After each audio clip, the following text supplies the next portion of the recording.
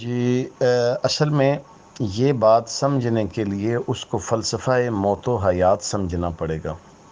اصل میں یہ بدبخت حقائق سے آگاہ نہیں ہوتے تو اعتراض آپس میں نہیں بلکہ ڈائریکٹ بارگاہ رسالت مآب صلی اللہ علیہ وآلہ وسلم میں کرتے ہیں۔ موت کے بارے میں ملا علی قاری نے اور دیگر جن لوگوں نے فلسفہ موت پہ بحث کی ہے، بہت سے جو ہمارے فلاسفر گزرے ہیں، اسلامک اسکالر، انہوں نے بھی موت کی تعریف اور اس کی کیفیت کو بیان کیا ہے۔ موت جو ہے یہ اس کے بارے میں کہا جاتا ہے الموت ہی الجسر۔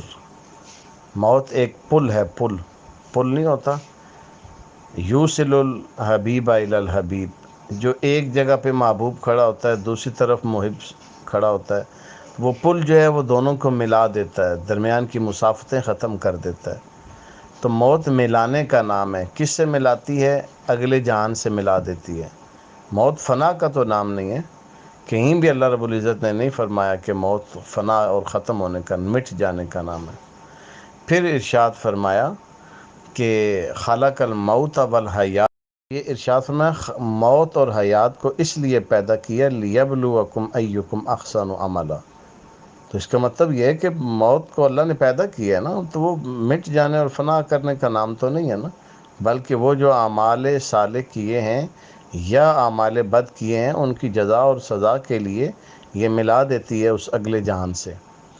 پھر نبی تو بہت بلند مقام ہے، شہید کے بارے میں اللہ رب العزت نے ارشاد فرمایا وَلَا تَقُولُوا لِمَن يُقْتَلُ فِي سَبِيلِ اللَّهِ أَمْوَاتًا، کہ ہرگز جو اللہ کے راستے میں جان دے دے اس کو کبھی بھی مردہ نہ کہو، اس کو فنا نہ کہو، اس کو جو ہے وہ اپنے جیسا نہ سمجھو۔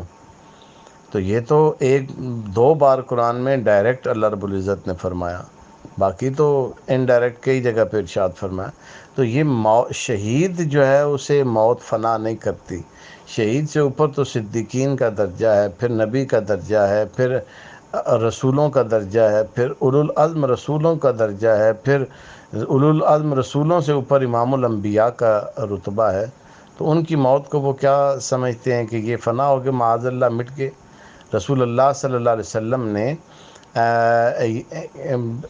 جو انتقال فرمایا، وصال فرمایا، آپ نے اس جہان سے اس جہان میں آپ منتقل ہوئے ہیں، کیونکہ موت کی ایک اور تعریف یہ بھی ہے الموت ہی انتقال الدار من دار الی دار الاخر، یہ ایک جہان سے دوسرے جہان میں منتقل ہونے کا نام موت ہے۔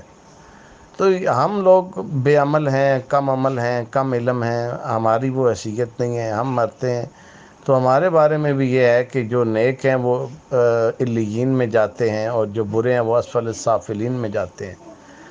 یہ وجود تو ان کے کھائے جاتے ہیں جو اللہ کے نافرمان ہوتے ہیں، کیڑے مکوڑے کھا جاتے ہیں۔ ہم میں بھی جو نیک بندے ہوتے ہیں ان کے جسموں کو کیڑے نہیں کھاتے، وہ سلامت رہتے ہیں حشر تک۔ تو ہم میں عام لوگوں میں جو اچھے ہیں ان کے وجود زندہ رہتے ہیں، یہ ہمارا مشاہدہ ہم نے دیکھے ہیں۔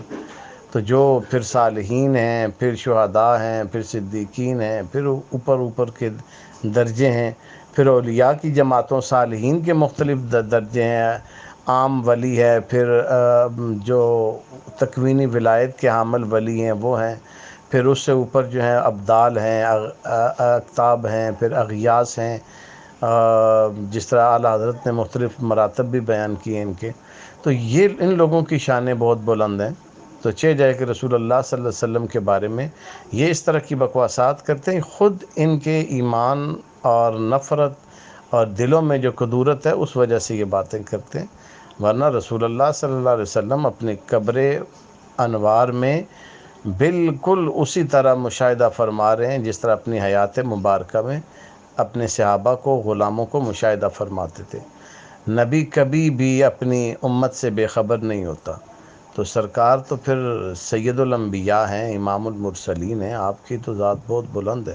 بہت ساری اور بھی باتیں ہیں، بات لمبی ہو جاتی ہے، اس لیے میں مختصر جواب دے رہا ہوں۔